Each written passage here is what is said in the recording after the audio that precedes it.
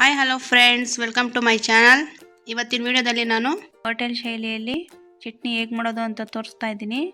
ಅದಕ್ಕೆ ಹುರ್ಗಡ್ಲೆ ಸ್ವಲ್ಪ ತೊಗೊಂಡಿದ್ದೀನಿ, ಕೊಬ್ಬರಿ, ಕೊತ್ತಂಬರಿ ಸೊಪ್ಪು, ಪುದೀನ, ಹುಣಸೆಹಣ್ಣು, ಈರುಳ್ಳಿ, ಸ್ವಲ್ಪ ಶುಂಠಿ, 1 ಇಂಚ್ ಆಗೋಷ್ಟು ಶುಂಠಿ ತೊಗೊಂಡಿದ್ದೀನಿ, ಬೆಳ್ಳುಳ್ಳಿ ಮತ್ತು ಖಾರಕ್ಕೆ ಮೆಣಸಿನ್ಕಾಯಿ ತೊಗೊಂಡಿದ್ದೀನಿ.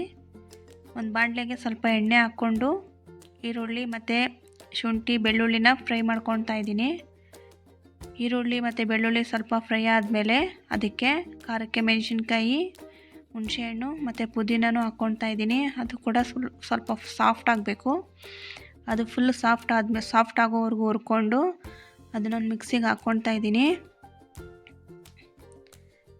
ಈಗ ಮಾಡೋದ್ರಿಂದ ಚಟ್ನಿಗೆ ತುಂಬಾ ಚೆನ್ನಾಗಿ ಫ್ಲೇವರ್ ಸಿಗುತ್ತೆ ಮತ್ತು ತುಂಬಾ ಚೆನ್ನಾಗಿ ಟೇಸ್ಟ್ ಸಿಗುತ್ತೆ.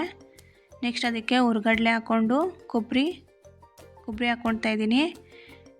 ಅದಕ್ಕೆ ಸ್ವಲ್ಪ ರುಚಿಗೆ ಉಪ್ಪು ಹಾಕ್ಕೊಂಡು ಸ್ವಲ್ಪ ನೀರು ಆ್ಯಡ್ ಮಾಡಿಕೊಂಡು ಪೇಸ್ಟ್ ಮಾಡ್ಕೊಂಬರೋಣ. ಅದು ಪೇಸ್ಟ್ ಆದಮೇಲೆ ಲಾಸ್ಟಲ್ಲಿ ಕೊತ್ತಂಬರಿ ಸೊಪ್ಪು ಹಾಕ್ಕೊಂಡು ಒಂದು ರೌಂಡ್ ತಿರುಗಿಸ್ಕೊಳ್ಳಿ ಸಾಕು.